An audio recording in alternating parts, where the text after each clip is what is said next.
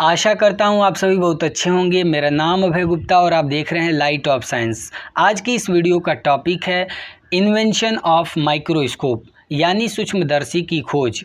इस वीडियो में आप जानेंगे सूक्ष्मदर्शी की खोज कैसे हुई, पहली बार सूक्ष्मदर्शी का खोज किसने किया और अलग अलग माइक्रोस्कोप के बारे में आप समझेंगे। लेकिन उससे पहले आपको जान लें कि अगर आप सेल के बारे में नहीं जानते हैं, डिस्कवरी ऑफ सेल के बारे में नहीं जानते हैं, सेल थ्योरी क्या होता है, अगर आप ये नहीं जानते हैं तो आप इन वीडियो को देख सकते हैं। नीचे डिस्क्रिप्शन में लिंक है, वहाँ पर जाएं और आप वीडियो को देख सकते हैं। अगर आप improvement in food resources class 9 के सारे वीडियो लाइन बाय लाइन देखना चाहते हैं तो आप प्लेलिस्ट पर चले जाएं या डिस्क्रिप्शन में लिंक है, वहाँ पर जाकर आप सारे वीडियो देख सकते हैं। आइए इस वीडियो को स्टार्ट करते हैं। टॉपिक हमारा है इन्वेंशन ऑफ माइक्रोस्कोप। चलिए तो समझते हैं। सबसे पहली बात कि आप जानते हैं कि सेल बहुत ही छोटे होते हैं, हम उन्हें नेक्ड आई से नहीं देख सकते हैं और शुरू से ही प्राचीन समय से ही इंसान के अंदर ये उत्सुकता रही है कि जो चीज़ें हमें नहीं दिखाई देते हैं उसे हम देख सकें, जो चीज़ें नहीं सुनाई देती हैं उसे हम सुन सकें।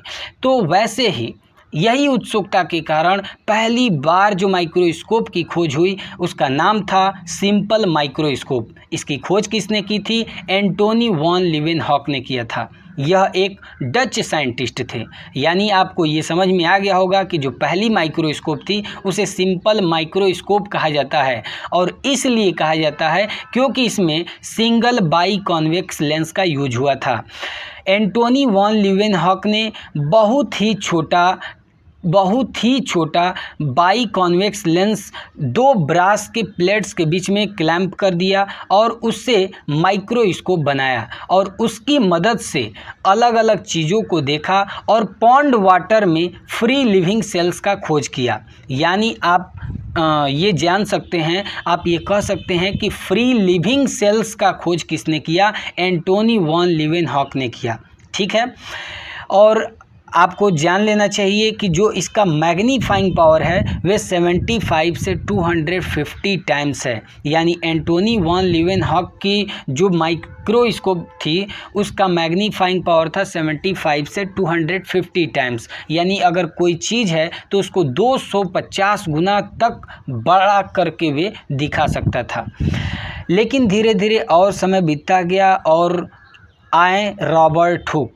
रॉबर्ट हुक एक इंग्लिश साइंटिस्ट थे। इन्होंने जिस माइक्रोस्कोप को खोजा था उसे लाइट या तो कंपाउंड माइक्रोस्कोप कहा जाता है।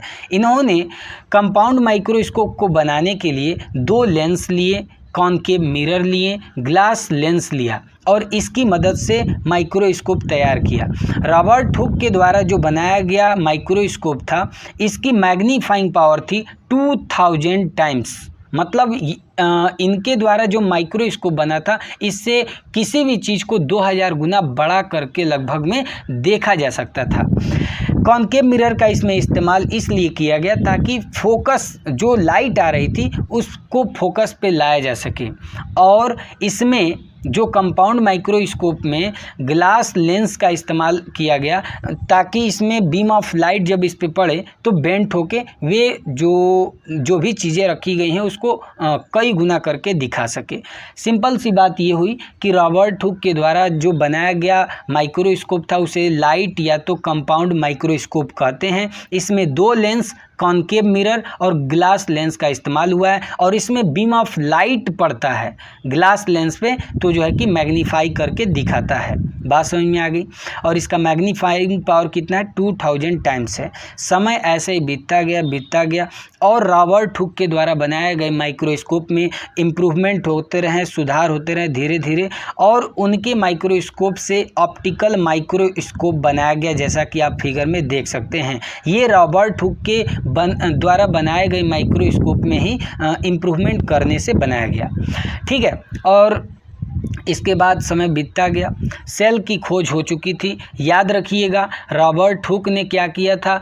कॉर्क के स्लाइस लिए, कॉर्क जो पेड़ के छाल से मिलता है, और कॉर्क के स्लाइस को जब अपने द्वारा बनाए गए माइक्रोस्कोप में रखा तो उनको बहुत सारे छोटे छोटे कंपार्टमेंट्स देखने को मिले जो हनी कम्ब की तरह, मधुमक्खी के छत्ते की तरह दिखाई दे रहे थे, और जो कंपार्टमेंट छोटे छोटे थे उसी को उन्होंने सेल नाम दिया। ठीक है, ये सारी बातें हम पिछली वीडियो में बता चुके हैं डिस्कवरी ऑफ सेल में। ठीक है, और अगला हम जानते हैं कि सेल के अंदर भी बहुत कुछ होता है, और सेल के अंदर इन माइक्रोस्कोप से आप नहीं देख सकते, इसलिए धीरे धीरे समय बीता गया और दो scientist knoll and Ruska, Ernst Ruska, max knoll, दो साइंटिस्ट थे जिन्होंने इलेक्ट्रॉन माइक्रोस्कोप की खोज किया।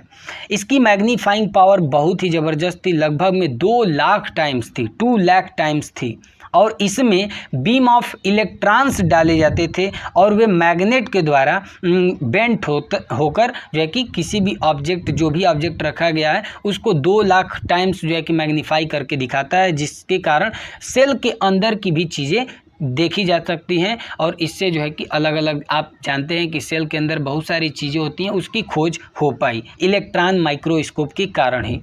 और अगर आप के मन में ये सवाल आए कि कंपाउंड माइक्रोस्कोप और इलेक्ट्रॉन माइक्रोस्कोप में क्या डिफरेंस है, तो आप सिंपली देख सकते हैं। कंपाउंड माइक्रोस्कोप में बीम ऑफ लाइट का इस्तेमाल होता है, यानी लाइट की बीम्स जाती हैं, ग्लास लेंस पे पड़ती हैं, जबकि इलेक्ट्रॉन माइक्रोस्कोप में बीम ऑफ इलेक्ट्रॉन्स डाले जाते हैं। ठीक है, और ये मैग्नेट के द्वारा बेंट हो जाती हैं। इसके अलावा कंपाउंड माइक्रोस्कोप की अगर आप मैग्नीफाइंग पावर देखें तो सिर्फ 2000 टाइम्स है, जबकि इलेक्ट्रॉन माइक्रोस्कोप की मैग्नीफाइंग पावर 2 लाख टाइम्स है। बात समझ में आ गई? तो ये रहा इन्वेंशन ऑफ माइक्रोस्कोप की कहानी। पहली बार माइक्रोस्कोप एंटोनी वॉन लीवेनहॉक ने खोजा था। इसके बाद अलग अलग माइक्रोस्कोप आए, simple microscope, compound microscope, optical microscope, electron microscope, और इनके किसने किसने खोजा था, ये सारी चीज़ें आप जान गए। अगली वीडियो में हम जानेंगे सेल ऑर्गेनेल्स के बारे में पढ़ेंगे। अब सेल के अंदर जो भी चीज़ें होती हैं उनके बारे में समझेंगे। अगली वीडियो इससे भी बढ़िया होगी और बहुत ही नॉलेजेबल होगी। आशा करता हूँ आप सभी ये वीडियो को पसंद किए होंगे। अगर पसंद किए तो लाइक ज़रूर कीजिएगा और अपने फ्रेंड्स के साथ ज़रूर शेयर करें। धन्यवाद। वंदे मातरम।